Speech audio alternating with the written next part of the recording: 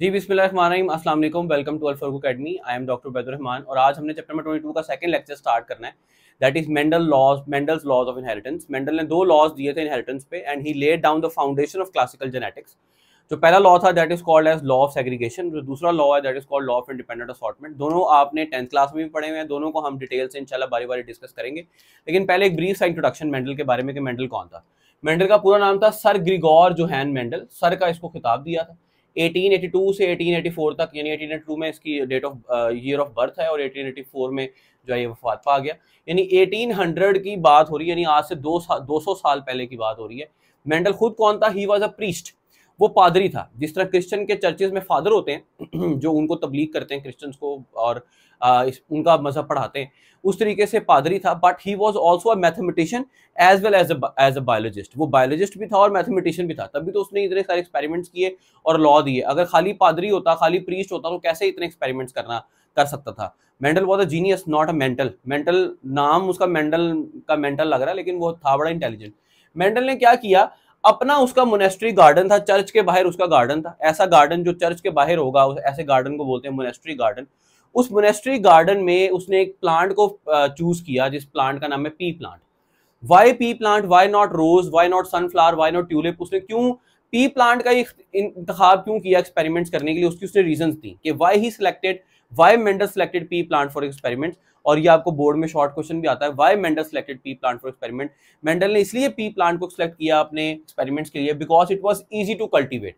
ज्यादा कोई खास कंडीशंस देने की जरूरत नहीं पड़ती थी पी प्लांट को ग्रो करने के लिए, आसानी से ग्रो हो जाता था, आसानी से जो है ना वो उसको उगाया जा सकता था। And Guru well in his monastery garden, और उसके गार्डन में वो बड़े अच्छे तरीके से ग्रो कर रहा था। उसके नए बच्चे, नेक्स्ट जनरेशन उस पी प्लांट की बड़ी जल्दी से आ रही थी और बड़े अच्छे तरीके से ग्रो कर रहा था। क्यों? क्योंकि उस इलाके में जो कंडीशंस थी एनवायरमेंट की, वो मटर को, पी प्लांट को ग्रो करने में फेवर करती थी, तो इसलिए पी प्लांट उसके गार्डन में बड़े अच्छे तरीके से ग्रो करता था। एक तो ये रीजन थी। दूसरी रीजन क्या थी? दूसरी रीजन ये थी कि इट्स फ्लावर्स वर हरमैफ्रोडाइट।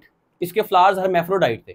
हरमैफ्रोडाइट फ्लावर ऐसा फ्लावर होता है जिसमें male reproductive part of the flower and female reproductive part of the flower दोनों एक ही फूल में मौजूद हो।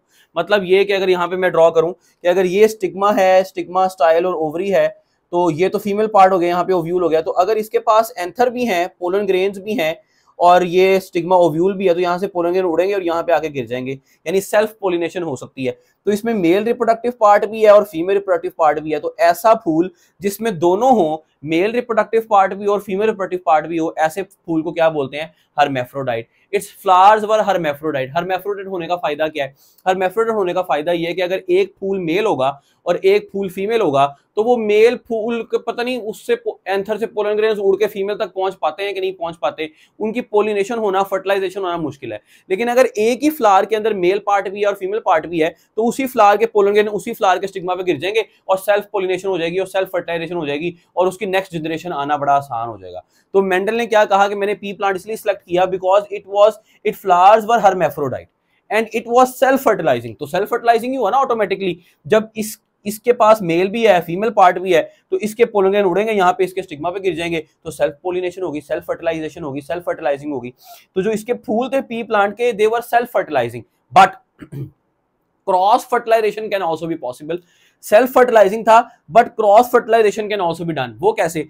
अगर मैं चाहता हूं कि मैंने इस फूल की क्रॉस फर्टिलाइजेशन करनी है और इसको मैं एज फीमेल रखता हूं, तो मैं इसकी फीमेल रखूंगा और इसको जो है ना, इसके पोलन ग्रेन को, इसके एंथर को काट दूंगा। जब जैसे ही इसके एंथर बनेंगे फ्लावर के, मैं इनको काट दूंगा। अब इसके जब एंथर कट गए तो इसके तो पोलन ग्रेन इसके ऊपर नहीं आके गिर सकते। अब जिस दूसरे पौधे की मैंने क्रॉस पोलिनेशन करानी है इसके साथ, उसके एंथर को लूंगा और एक ब्रश के साथ, एक छोटे से ब्रश के साथ इसको ऐसे ऐसे करके इनके पोलन ग्रेन्स को उस ब्रश पे अटैच करके लाके इसके स्टिग्मा पे गिरा दूंगा। तो जब ये इसके ब्रश से लाके मैंने इसके स्टिग्मा पे गिरा दिए, अब ये कोई और प्लांट था, किसी और प्लांट के, किसी और फ्लावर के पोलन ग्रेन्स मैंने लाके इस फ्लावर के स्टिग्मा पे गिरा दिए, जो कि कोई और पौधे का फ्लावर था। अब ये मैंने क्या कर दी? Cross pollination, cross fertilization. तो मेंडल ने कहा मैंने क्यों लिया पी प्लांट? इसलिए लिया P plant because it was easy to cultivate, आसानी से ग्रो कर रहा था मेरे पास और मेरे गार्डन में बड़ा अच्छा ग्रो कर रहा था। इसके फ्लावर्स कैसे थे? इस फ्लावर्स वर हरमैफ्रोडाइट। दोनों मेल और फीमेल सेक्स रिप्रोडक्टिव स्ट्रक्चर्स थे, दोनों मेल और फीमेल सेक्स ऑर्गन्स थे। मेल पार्ट यानी एंड्रोशियम भी था और फीमेल पार्ट यानी गाइनेशियम भी था। तो जब चूंकि हर्मेफ्रोडाइट था तो सेल्फ फर्टिलाइजिंग था, खुद ही सेल्फ फर्टिलाइज करता रहता था। लेकिन अगर हम चाहें तो हम खुद से क्रॉस फर्टिलाइजेशन भी करा सकते हैं। क्रॉस फर्टिलाइजेशन कैसे कराएंगे कि किसी और पौधे के, किसी और फूल के पोलन ग्रेन्स को ब्रश से लेके किसी और पौधे के, किसी और फूल के स्टिग्मा पे गिरा दें तो क्रॉस फर्टिलाइजेशन हो जाएगी। क्रॉस फर्टिलाइजेशन भी हो सकती थी। It had a very short generation time gap, एक नस्ल से अगली नस्ल आने तक का जो टाइम पीरियड था, गैप था, वो बड़ा कम था। फौरन से आ जाती थी अगली जनरेशन, यानी एक पेरेंट्स हैं, उनके जो बच्चे हैं वो फौरन से जनरेशन आ जाती थी कुछ अरसे के अंदर अंदर, कुछ ही माह के, कुछ ही हफ्तों के अंदर अंदर। अगर ये लंबा जनरेशन टाइम गैप होता कि एक प्लांट बड़ा हो रहा है, बड़ा हो रहा है, वो दरख्त बनेगा, 10 साल बाद दरख्त बने, फिर उसके बीज आए, फिर वो फल दे, फिर उसके बीज आए, वो बीज हम डालें, फिर अगली नस्ल आए, तो अगली नस्ल को इस तरह तो एक्सपेरिमेंट करते करते मेंडल तो खुद बूढ़ा हो जाता है। 2 नस्लें आती तो मेंडल बूढ़ा होकर मर जाता, 30-35 साल इसी में लग जाते कि अभी 2 नस्लें आई हैं। लेकिन चूंकि उसका जनरेशन टाइम गैप बड़ा छोटा था तो बहुत कम टाइम में मेंडल ने उसकी हजारों नस्लें पैदा कर ली और हजारों नेक्स्ट जनरेशन ले आया मेंडल। और मेंडल कितने साल एक्सपेरिमेंट करता रहा? मेंडल अपने मोनेस्ट्री गार्डन में ऑलमोस्ट 11 ईयर्स तक पी प्लांट पे एक्सपेरिमेंट्स करता रहा। इतना उसको प्यार हो गया था पी से। जो पी प्लांट है, इसका साइंटिफिक नेम क्या है? इसका साइंटिफिक नेम है पायसम सैटिवम। सबको पता है इसका साइंटिफिक नेम है पायसम सैटिवम। एक तो आसानी से ग्रो कर रहा था, फ्लावर्स हर्मेफ्रोडाइट थे, सेल्फ फर्टिलाइजिंग थे, लेकिन क्रॉस फर्टिलाइजेशन भी हो सकती थी, और छोटा जनरेशन टाइम गैप था कि फौरन से अगली जनरेशन भी आ सकती थी। लास्ट और मोस्ट इंपॉर्टेंट जो फीचर था, कैरेक्टरिस्टिक थी कि क्यों मेंडल ने पी प्लांट लिया, इसलिए लिया because it has 7 sharply distinct traits मतलब कैरेक्टरिस्टिक्स, जिसको हम पढ़ रहे हैं फिनोटाइप्स। इसकी शार्प डिस्टिंक्ट कैरेक्टरिस्टिक्स थी, 7 डिस्टिंक्ट कैरेक्टरिस्टिक्स थी कि यानी ये कि इन कैरेक्टरिस्टिक्स को हमने बोला कंट्रास्टिंग पेयर्स ऑफ ट्रेट्स। क्या बोलते हैं इन कैरेक्टरिस्टिक्स को? इन ट्रेट्स को बोलते हैं contrasting pair of traits. So there were 7 contrasting pair of traits. Contrasting pair of traits का मतलब क्या है कि एक ट्रेट, एक फिनोटाइप या एक ट्रेट, एक कैरेक्टरिस्टिक, एक खुसूसियत ऐसी है जिसकी सिर्फ 2 क्लियर कट फिनोटाइप्स हो सकती हैं, जिसकी सिर्फ 2 फॉर्म्स हो सकती हैं, उससे ज्यादा नहीं हो सकती। मतलब इंसानों में अगर हम हाइट को लें एज अ ट्रेट, हाइट को, तो कोई ऐसा तो नहीं है ना कि हम कहें या तो लंबे लोग हैं या छोटे लोग हैं। ऐसा तो नहीं ना हम कह सकते।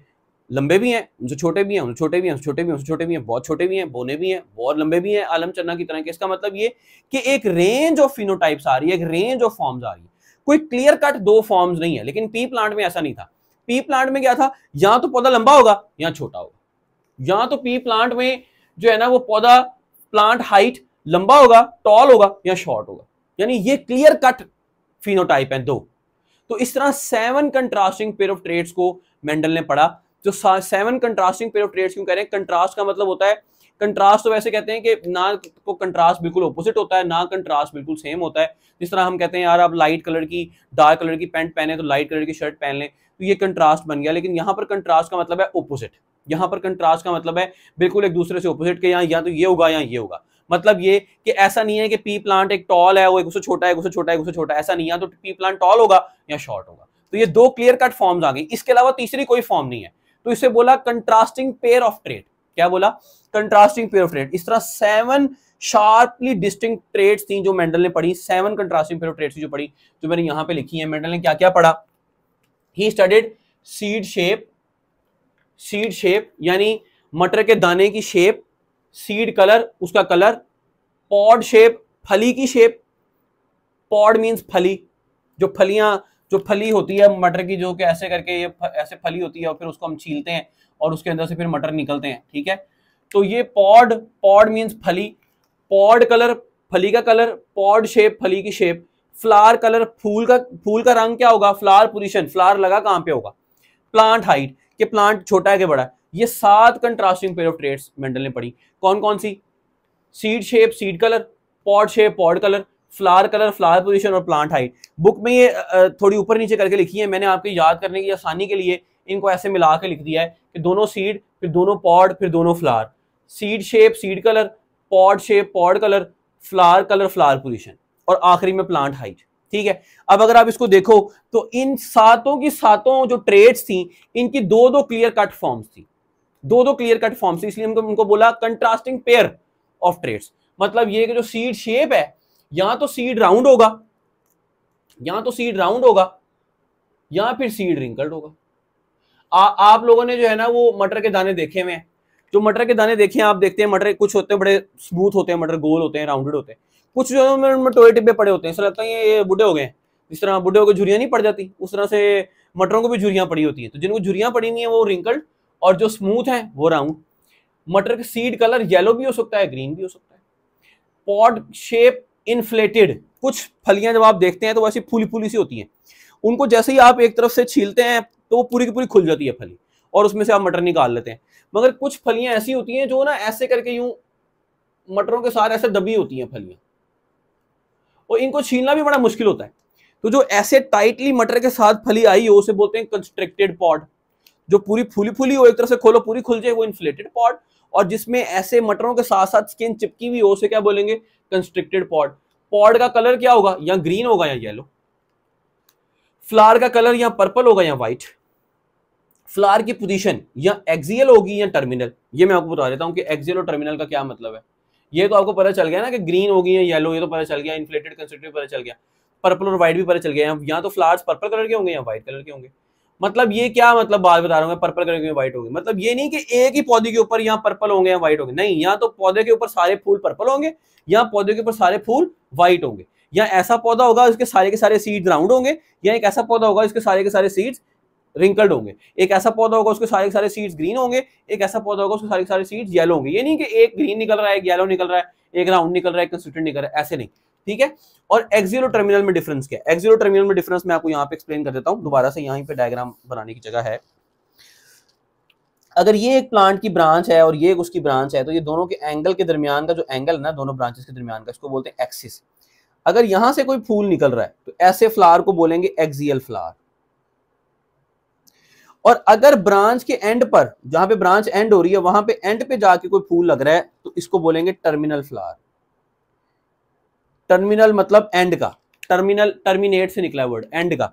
तो अगर जो फूल है वो दोनों ब्रांचेस के एंगल के दरमियान में लगा हुआ है तो उसका नाम हो गया एक्सियल फ्लावर, और अगर वो ब्रांच के बिल्कुल एंड पे लगा हुआ है तो उसका नाम हो गया टर्मिनल फ्लावर। तो फ्लावर पोजीशन या तो एक्सियल होगी या टर्मिनल।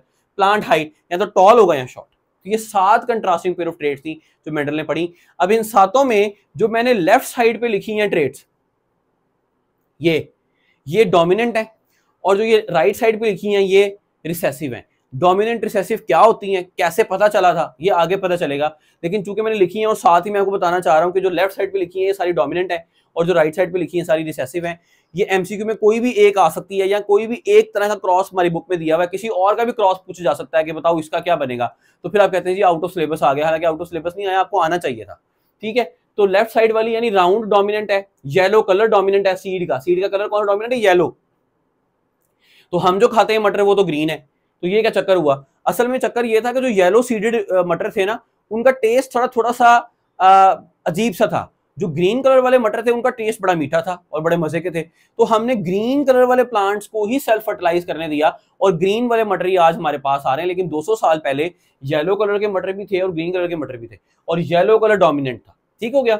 इन्फ्लेटेड भी हो सकती है, कंस्ट्रिक्टेड भी, इन्फ्लेटेड डोमिनेंट है, ग्रीन भी हो सकता है, पॉड कलर येलो भी ग्रीन डोमिनेंट है, पर्पल भी हो सकता है, फूल व्हाइट भी हो सकता है, पर्पल डोमिनेंट है, एक्सियल भी हो सकता है, टर्मिनल भी एक्सियल डोमिनेंट, टॉल भी हो सकता है, शॉर्ट भी, और टॉल डोमिनेंट है, ठीक हो गया। मेंडल ने ये 7 कंट्रास्टिंग पेयर ऑफ ट्रेट्स को पढ़ा। फिर मेंडल ने क्या किया? उसने ही एस्टैब्लिश्ड 14 ट्रू ब्रीडिंग लाइंस। वो कैसे? हर साथ उसने ट्रू ब्रीडिंग लाइंस ले ली। ट्रू ब्रीडिंग का मतलब क्या होता है? ट्रू ब्रीडिंग का मतलब ये होता है एक ऐसा पौधा जो कि जिंदगी भर अपनी तरह का ही पौधा प्रोड्यूस करे। मतलब अगर एक टॉल प्लांट है तो अगर वो सेल्फ फर्टिलाइज करता रहता है तो वो सारी जिंदगी सिर्फ टॉल प्लांट्स ही प्रोड्यूस करेगा, उसकी जनरेशन से कोई भी शॉर्ट प्लांट नहीं आ सकता। मतलब एक शॉर्ट प्लांट है तो वो अगर सेल्फ फर्टिलाइजेशन करता है तो उससे शॉर्ट पौधा ही अगला आएगा, टॉल नहीं आ सकता। जिंदगी भर वो लगा रहे, सारी जिंदगी वो प्रोड्यूस करता रहे, जनरेशन 100 जनरेशन भी उसकी अगली आ जाए, लेकिन शर्त क्या है कि सेल्फ फर्टिलाइजिंग होना चाहिए। तो ट्रू ब्रीडिंग का मतलब क्या हुआ? ट्रू ब्रीडिंग इज ऐसा प्लांट विच अपॉन फर्टिलाइजेशन, कौन सी फर्टिलाइजेशन? Self fertilization. अगर क्रॉस फर्टिलाइजेशन करा देंगे फिर तो दूसरी वैरायटी भी आ सकती है, लेकिन शर्त क्या है ट्रू ब्रीडिंग के लिए? कि वो सेल्फ फर्टिलाइज कर रहा है, खुद ही अपने साथ ही फर्टिलाइजेशन कर रहा है, सेल्फ पोलिनेशन कर रहा है। Always produces offsprings identical to the parents. तो जैसे पेरेंट्स हैं वैसे ही ऑफस्प्रिंग्स आएंगे, यानी round seeded plant will always produce round seeded plants, and wrinkle seeded plants will always produce wrinkled seeds. जिंदगी भर ऐसे प्लांट को जो वही कैरेक्टरिस्टिक में रहता है, दूसरी ट्रेड कभी भी नहीं आती उसमें, ऐसे प्लांट को बोलते हैं ट्रू ब्रीडिंग। ये कैसे पॉसिबल होता है ये मैं एक्सप्लेन करूंगा आपको इंशाल्लाह बाद में। तो ट्रू ब्रीडिंग इज ऐसा पौधा, is a plant which upon self fertilization always produces offsprings that are identical to parents। वो ऐसे offsprings प्रोड्यूस करता है जैसे पेरेंट्स के जैसे हैं, यानी राउंड ही प्रोड्यूस करेगा और रिंकल्ड ही प्रोड्यूस करेगा सारी जिंदगी। ठीक हो गया। लेकिन शर्त क्या है? सेल्फ फर्टिलाइजेशन पे। क्रॉस फर्टिलाइजेशन पे कैरेक्टरिस्टिक्स चेंज हो सकती हैं, वो कैसे होंगी वो बाद में बताऊंगा। सही। तो मेंडल ने 7 कंट्रास्टिंग पेयर ऑफ ट्रेड्स की, 7 ये ले ली, 7 ये ले ली। इस तरह से मेंडल ने 14 ट्रू ब्रीडिंग लाइंस जो है ना वो प्रोड्यूस की। उसके बाद मेंडल ने क्या किया? उसके बाद मेंडल ने ये किया कि मेंडल ने ऐसे दो प्लांट्स के दरमियान क्रॉस कराया विच differ in only one trade. दो प्लांट्स के दरमियान क्रॉस कराया जिसमें सिर्फ एक कैरेक्टरिस्टिक में फर्क था। मतलब उसने क्या किया? उसने राउंड और रिंकल्ड सीड्स के दरमियान क्रॉस करा दिया। मतलब एक ऐसा प्लांट था जिसमें राउंड सीडेड प्लांट था, एक ऐसा प्लांट था जो रिंकल्ड सीड्स प्रोड्यूस करता था। इन दोनों का क्रॉस करा दिया आपने। वो कैसे क्रॉस करा दिया कि राउंड सीडेड प्लांट के पोलन ग्रेन्स को रिंकल्ड सीडेड प्लांट के स्टिग्मा पे डाल दिया। तो जब इनकी फर्टिलाइजेशन होगी तो अब क्या आएगा नेक्स्ट जनरेशन में? अब ये जो प्लांट है, एक राउंड सीडेड प्लांट है और एक रिंकल्ड सीडेड प्लांट है। ये बात याद रखनी है कि इनकी बाकी की 6 contrasting pair of trait same है। यानी ये दोनों प्लांट टॉल है, दोनों प्लांट में फ्लावर्स एक्सियल हैं, दोनों प्लांट के फ्लावर्स पर्पल हैं, दोनों प्लांट्स के जो पॉड है वो ग्रीन है, दोनों प्लांट्स के जो पॉड है वो इन्फ्लेटेड है, दोनों पॉड्स के जो सीड कलर है वो येलो है। लेकिन सिर्फ फर्क क्या है? फर्क ये है कि एक सीड राउंड है और एक सीड का प्लांट रिंकल्ड है। यानी जो ये दो प्लांट्स हैं, इन दो प्लांट्स की सारी कैरेक्टरिस्टिक्स 7 में से 6 कैरेक्टरिस्टिक्स आपस में सेम है, 6 contrasting pair of trait same है। सिर्फ एक कैरेक्टरिस्टिक में, एक ट्रेट में दोनों प्लांट्स डिफर कर रहे हैं। ऐसे प्लांट्स के दरमियान का क्रॉस जिनमें बाकी की 6 contrasting pair of trait same हो, सिर्फ एक contrasting pair of trade differ कर रही हो, इन दो प्लांट्स के दरमियान जब हम क्रॉस कराएंगे राउंड और रिंकल के दरमियान, तो ऐसा cross is known as monohybrid cross. ऐसे क्रॉस को क्या बोलेंगे? Monohybrid cross. क्यों? क्योंकि इसमें आपने 6 की 6 contrasting pair of trait same रखी है। सेम क्यों रखी है? क्योंकि सिर्फ आप एक को पढ़ना चाह रहे हो, सिर्फ सीड शेप को पढ़ना चाह रहे हो, इसलिए एक राउंड सीडेड प्लांट का क्रॉस कर दिया रिंकल सीडेड प्लांट के साथ। बाकी उनकी कैरेक्टरिस्टिक सारी सेम है, बाकी सारी सेम। तो ऐसे प्लांट के दरमियान जब क्रॉस करेंगे, ऐसे क्रॉस को क्या बोलेंगे? Monohybrid cross. The cross between the plants which differ in only one character और trait is called monohybrid cross. ऐसे दो प्लांट्स के दरमियान क्रॉस जो कि सिर्फ एक कैरेक्टरिस्टिक में डिफर कर रहे थे दोनों से, ऐसे क्रॉस को क्या बोलते हैं? Monohybrid cross. ये भी कह सकते हैं monohybrid cross is the cross in which one contrasting pair of trade is studied at a time. एक वक्त में हम सिर्फ एक कंट्रास्टिंग पेयर ऑफ ट्रेड को पढ़ेंगे, बाकी 6 की 6 क्या कर लेंगे? दोनों प्लांट्स में बाकी 6 सेम कर लेंगे। ऐसे क्रॉस को बोलेंगे मोनोहाइब्रिड क्रॉस। और मोनोहाइब्रिड क्रॉस में जब ये राउंड सीडेड प्लांट का क्रॉस किया रिंकल सीडेड प्लांट के पास प्लांट के साथ, तो जब इनके ऑफस्प्रिंग आए, अभी जो ऑफस्प्रिंग आए इस क्रॉस के नतीजे में, उन ऑफस्प्रिंग्स को बोलेंगे मोनोहाइब्रिड्स। उन ऑफस्प्रिंग्स को क्या बोलेंगे? मोनोहाइब्रिड्स। जब राउंड रिंकल का क्रॉस किया तो ऑफस्प्रिंग में क्या आया वो अभी नहीं पता हमें, वो भी मैं क्रॉस बना के दिखाता हूं आपको। लेकिन ऑफस्प्रिंग में क्या आया? जो ऑफस्प्रिंग में आए उनको क्या बोलेंगे? Monohybrids. The offsprings produced as a result of monohybrid cross are called monohybrids. ठीक है। ऑफस्प्रिंग्स जो बच्चे पैदा हुए एज अ रिजल्ट, नतीजे में मोनोहाइब्रिड क्रॉस के नतीजे में जो बच्चे पैदा हुए उन्हें क्या बोलेंगे? मोनोहाइब्रिड्स। यानी एक राउंड सीडेड प्लांट लिया, एक रिंकल्ड लिया, बाकी 6 और 6 इसकी दोनों सेम है। अब ये जो दोनों हैं ये मोनोहाइब्रिड नहीं है, ये मोनोहाइब्रिड नहीं है। इनके दरमियान हमने क्रॉस किया, अब जो इनके बच्चे आए वो मोनोहाइब्रिड्स हैं। ठीक हो गया। यहां तक अगर कोई बात पूछने वाली है तो कुछ नीचे कमेंट्स में पूछ लें। अगर बात की समझ में आ गई है तो वीडियो को लाइक कर दें, चैनल को सब्सक्राइब कर दें। आगे में हम फिर क्रॉस पे चलते हैं कि लॉ ऑफ सेग्रीगेशन का, मोनोहाइब्रिड क्रॉस का क्रॉस कैसे बनाया जाए। तो नेक्स्ट मेंडल ने क्या किया? मेंडल ने मोनोहाइब्रिड क्रॉस किया। मोनोहाइब्रिड क्रॉस कैसे करेंगे कि दो प्लांट्स ऐसे लेंगे जो दोनों, जिनकी कैरेक्टरिस्टिक्स सारी की सारी 6 कंट्रास्टिंग पेयर ऑफ ट्रेड सेम होंगी, but these plants will be differing in a single characteristic, a single trait. सिर्फ एक ट्रेड दोनों में फर्क होगी, बाकी सारी कैरेक्टरिस्टिक्स उनमें सेम होंगी। मतलब ये कि मेंडल ने सबसे पहले जो पढ़ा मोनोहाइब्रिड क्रॉस में, जिस कैरेक्टरिस्टिक को पढ़ा, जिस ट्रेड को पढ़ा, वो थी सीड शेप। मेंडल ने सबसे पहले पढ़ा सीड शेप को। और मेंडल ने सीड शेप में क्या किया? मेंडल ने एक राउंड सीडेड प्लांट का क्रॉस कराया एक रिंकल्ड सीडेड प्लांट के साथ। राउंड सीडेड प्लांट का क्रॉस कराया रिंकल्ड सीडेड प्लांट के साथ। ये जो रिंकल्ड सीडेड प्लांट है और जो राउंड सीडेड प्लांट है, ये प्लांट और ये प्लांट, इन दोनों की बाकी 6 कैरेक्टरिस्टिक सेम है। सिर्फ फर्क ये है कि ये राउंड है और ये रिंकल्ड। मेंडल ने कहा ये पेरेंट्स हैं, तो पेरेंट्स का नाम रखा पेरेंटल जनरेशन, और पेरेंटल जनरेशन का नाम रखा P1। Parental generation is represented by P1। ये आ गई हमारे पास parental generation. Round seeded plant का क्रॉस किया, क्रॉस फर्टिलाइजेशन की रिंकल सीडेड प्लांट के साथ। अब देखा कि इसके बच्चे कैसे आते हैं। जो बच्चे आए, फर्स्ट जो बच्चों की जनरेशन आई उसको बोला F1। F1 से क्या बनता है? F से बनता है फिलियल जनरेशन। फिलियल का मतलब होता है बच्चे, ऑफस्प्रिंग्स। फिलियल का मतलब है बच्चे, ऑफस्प्रिंग्स। तो जो पहली जनरेशन आई F1 में सारे के सारे जो राउंड और रिंकल का क्रॉस कराया, तो सारे के सारे प्लांट्स जो आए all were round seeded plants, सारे के सारे राउंड सीडेड प्लांट्स आए। दिस शोड दैट कि roundness is a dominant characteristic. Round ने रिंकल्डनेस को डोमिनेट कर दिया और राउंड ने रिंकल्ड को खत्म कर दिया, एंड डोमिनेंस वाज कंप्लीट। कोई एक भी सीड, कोई एक भी प्लांट ऐसा नहीं आया, कोई एक भी सीड ऐसा नहीं आया कि जो रिंकल्ड हो। सारे के सारे जो सीड्स आए नेक्स्ट जनरेशन में वो सारे के सारे क्या थे? Round. All the plants were round seeded, सारे के सारे राउंड सीडेड प्लांट्स आए। कोई भी ऐसा नहीं था कि जिसमें रिंकल सीडेड प्लांट आया। जब राउंड और रिंकल का क्रॉस कराया तो सारे के सारे जो ऑफस्प्रिंग्स आए वो क्या थे? राउंड सीडेड प्लांट थे, सारे के सारे राउंड सीड्स आए। कोई एक भी प्लांट ऐसा नहीं था जिसमें रिंकल सीड प्लांट हो। इसका मतलब क्या था कि डोमिनेंस वाज कंप्लीट। राउंड ने रिंकलनेस को डोमिनेट कर दिया।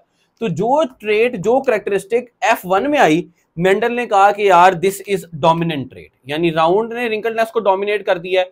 तो ये आई है F1 के अंदर। F1 में सारे के सारे प्लांट्स क्या आए? राउंड। तो मेंडल ने कहा राउंडनेस इज डोमिनेंट रिंकलनेस की बजाय। मेंडल ने क्या किया? मेंडल ने मोनोहाइब्रिड क्रॉस किया।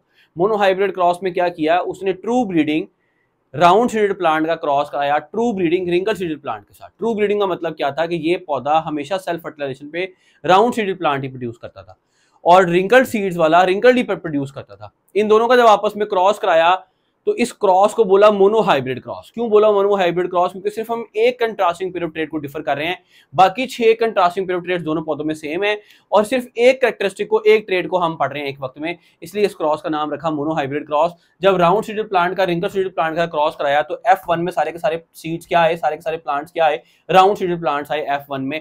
फर्स्ट फिलियल जनरेशन में सारे के सारे राउंड सीड आए। मेंडल ने कहा कि जो ट्रेट F1 में आएगी वो डोमिनेंट है।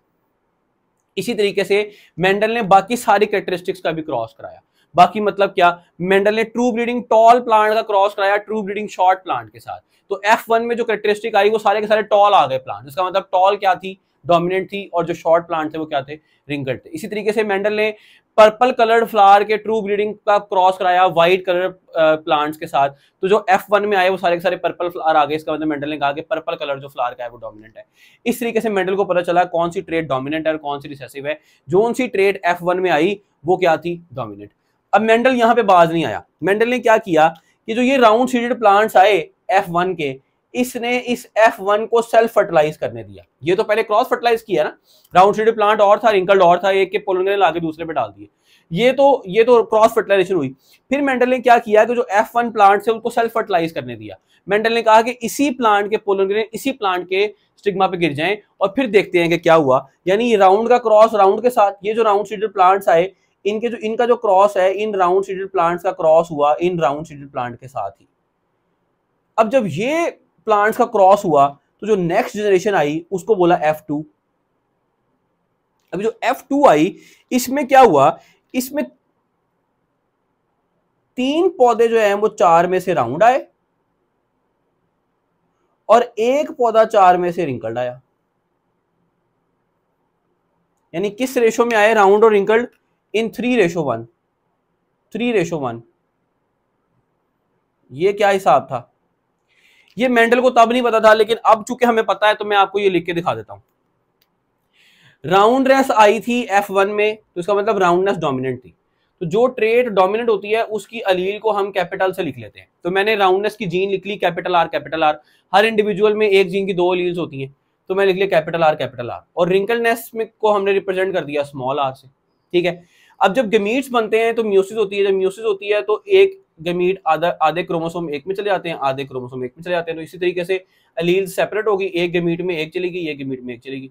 अब जब ये दोनों मिली कैपिटल R और स्मॉल r, तो जो ये राउंड सीड्स बने इनके पास सारे के सारे क्या बन गए? ये बन गए कैपिटल R स्मॉल r। अब ये जो था इसमें दोनों अलील सेम थी, तो ये था होमोजाइगस। ये जो था इसमें भी दोनों अलील सेम थी, ये भी था होमोजाइगस।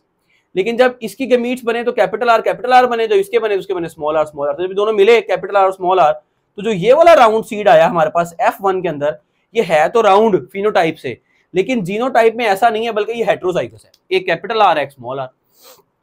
अब जब इसकी सेल्फ फर्टिलाइजेशन कराई, कैपिटल आर स्मॉल आर वाले प्लांट की सेल्फ फर्टिलाइजेशन कराई कैपिटल आर स्मॉल आर के प्लांट के साथ, तो जब इसके गमीट्स बने तो एक बना कैपिटल आर और एक बना स्मॉल आर, और जब इसके बने तो इसका भी यही बना, एक बना कैपिटल आर और एक बना स्मॉल आर। अब जब इनका क्रॉस करना है तो इनका क्रॉस बनाने के लिए हमारे पास एक आसान सा तरीका होता है कि हम पुनेट स्क्वायर ड्रॉ कर लें। पुनेट स्क्वायर क्या है? पुनेट एक मैथमेटिशियन था, एक साइंटिस्ट था, उसने हमें बताया कि यार अगर आप इसकी जो क्रॉस है उसका रिजल्ट निकालना चाहते हो तो उस क्रॉस के रिजल्ट के लिए आप एक स्क्वायर ड्रॉ कर, एक स्क्वायर को ड्रॉ कर लो और एक यानी एक को मेल कंसीडर कर लेते हैं, एक को फीमेल कंसीडर कर लेते हैं, ठीक है। तो एक के गमीट्स एक तरफ लिख दो, बॉक्स के एक तरफ लिख दो कैपिटल आर स्मॉल आर, और दूसरे के जो गमीट्स हैं वो बॉक्स के दूसरी तरफ लिख दो कैपिटल आर स्मॉल आर, ऐसे।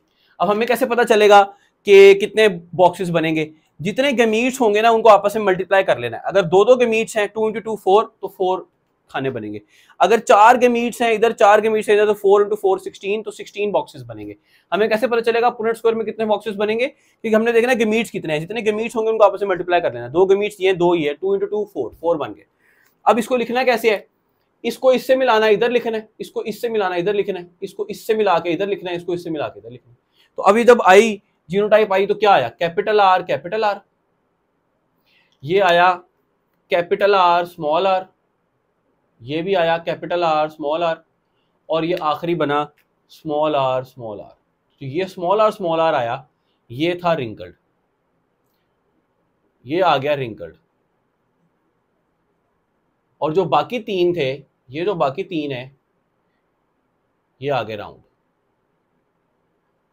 तो राउंड और रिंकल्ड की रेशो क्या आई? 3:1। यानी इन 4 में से 3 राउंड आए, तो मैंने कह दिया 4/3 आए राउंड, और 4 में से 1 आया रिंकल्ड, तो मैंने कह दिया 1/4 आया रिंकल्ड। ठीक हो गया? समझ आ गई बात यहां तक? अब ये क्या मैंने किया? मैंने ये किया कि मेंडल ने क्या किया? मेंडल ने मोनोहाइब्रिड क्रॉस किया। मोनोहाइब्रिड क्रॉस में राउंड सीडेड प्लांट का क्रॉस किया रिंकल सीडेड प्लांट के साथ, टू रेस F1, ताकि F1 आ जाए। जब F1 आई तो F1 में सारे के सारे सीड्स क्या थे? राउंड। जब F1 की सेल्फ फर्टिलाइजेशन की, वही जो राउंड सीडेड प्लांट थे, जब उनकी सेल्फ फर्टिलाइजेशन की तो 3 राउंड आए, 1 रिंकल। तो मेंडल परेशान हो गया, मेंडल का रिंकल कहां से आ गया? इसका मतलब ये कि रिंकल ऑल टुगेदर खत्म नहीं हो गया था, रिंकल छुपा हुआ था, लेकिन रिंकल दबा हुआ था। तो ऐसी कैरेक्टरिस्टिक मेंडल ने कहा कि जो F1 में नजर आई उसको बोलेंगे डोमिनेंट, और वो वाली ट्रेड जो F1 में नजर नहीं आई, वो फिनोटाइप जो F1 में छुप गई, विच इज मास्क्ड, जो छुप गई, रिंकल्डनेस यहां पे छुप गई, इस ट्रेड को, इस फिनोटाइप को बोला रिसेसिव, और जोन सी डोमिनेंट, जोन सी नजर आई F1 में उसको बोला डोमिनेंट। तो राउंड और रिंकल्ड का जब क्रॉस कराया F1 में सारे क्या है? डोमिनेंट। तो राउंडनेस क्या होगी? डोमिनेंट, और रिंकलनेस क्या होगी? रिसेसिव। ठीक है। अब जब इस F1 की सेल्फ फर्टिलाइजेशन कराई तो राउंड इंटू राउंड का क्रॉस कराया, F1 का क्रॉस कराया, यानी उसी प्लांट के पोलन उसी के स्टिग्मा पे गिर गए। अब ये वाला जो राउंड आया था ये हेट्रोजाइगस राउंड था। क्यों हेट्रोजाइगस राउंड था? क्योंकि इसके गमीट्स बने ये, इसके गमीट्स बने ये, दोनों मिले एक ये, तो ये बन गया हेट्रोजाइगस। अब जब इसकी सेल्फ फर्टिलाइजेशन हुई तो इसका क्रॉस इसी के साथ हुआ, तो जब इसके गमीट्स बने एक कैपिटल आर एक स्मॉल आर, एक कैपिटल आर एक स्मॉल आर, अब क्या हुआ? अब हुआ ये कि हम पुनेट स्क्वायर बना के देख लेते हैं। जब पुनेट स्क्वायर बना के देखा तो एक के गमीट्स एक तरफ लिख लिए, एक तरफ लिख लिए। तो जब मिला के देखा तो क्या बना कि एक आया होमोजाइगस राउंड, 2 आए हेट्रोजाइगस राउंड, और 1 आया रिंकल्ड। अब अगर हम फिनोटिपिक रेशो की बात करें तो 3 राउंड है और 1 wrinkled.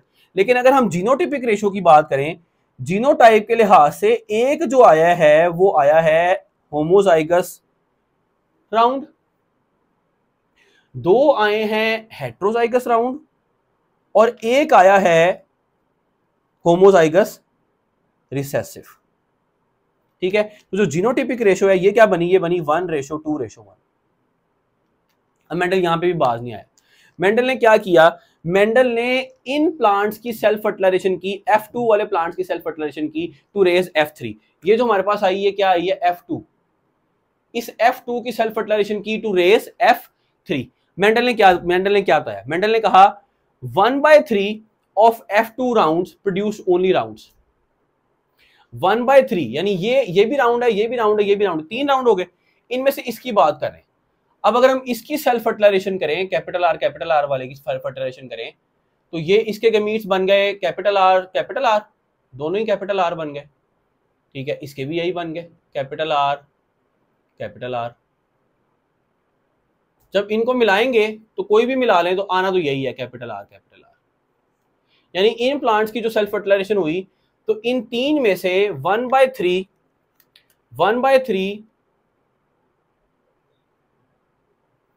Of F2 round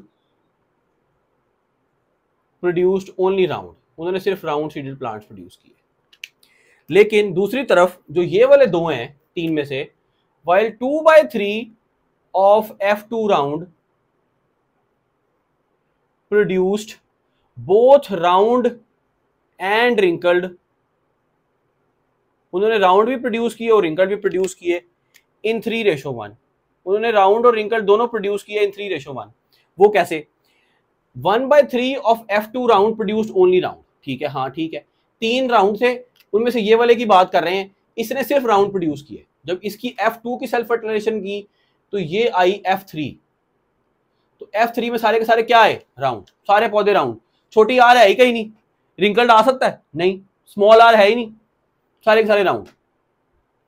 2/3 of F2 round, यानी ये वाले जो दो राउंड थे produce both round and wrinkled in 3:1। हाँ, अब इनकी बात करते हैं। जब इनकी सेल्फ फर्टिलाइजेशन कराई तो कैपिटल आर स्मॉल आर की सेल्फ फर्टिलाइजेशन ऐसे, जैसे यहां पे पहले हुई है, कैपिटल आर स्मॉल आर की जब सेल्फ फर्टिलाइजेशन कराई तो क्या हुआ? वही, एक बना कैपिटल आर, एक बना स्मॉल आर, इसका भी क्या बना? एक कैपिटल आर, एक स्मॉल आर। जब इसका पुनेट स्क्वायर ड्रॉ करेंगे तो वो यही वाला बनेगा, वो यही वाला बनेगा। वो कैसे बनेगा?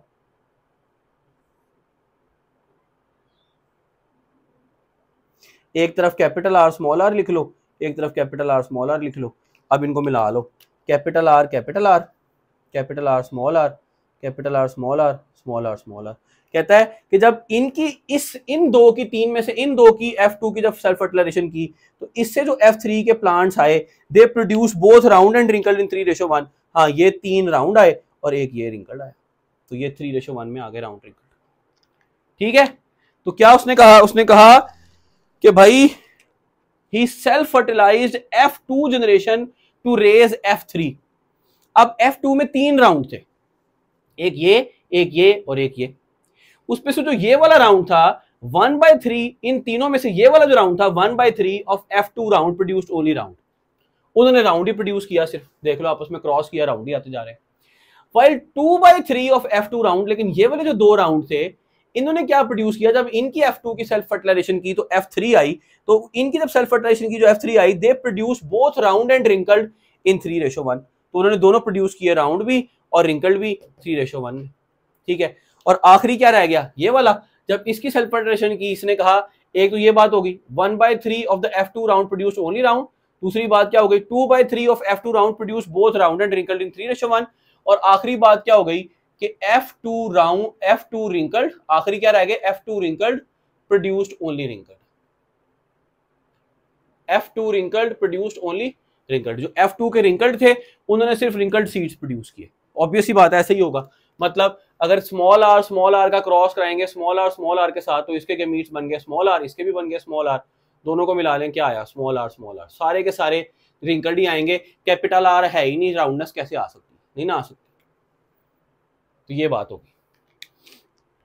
ठीक है, इतनी बात। मेंडल ने क्या कंक्लूड किया? मेंडल को पता चल गया कि जो ये F2 में 3:1 की रेशो आई थी कि 3 राउंड और एक रिंकल्ड हैं, तो मेंडल को पता चल गया कि ये तीनों राउंड एक जैसे नहीं है, बल्कि ये वाला राउंड इन दोनों राउंड से मुख्तलिफ है। तो मेंडल ने कहा कि 1/3 of the F2 round, 1/3 of F2 round were true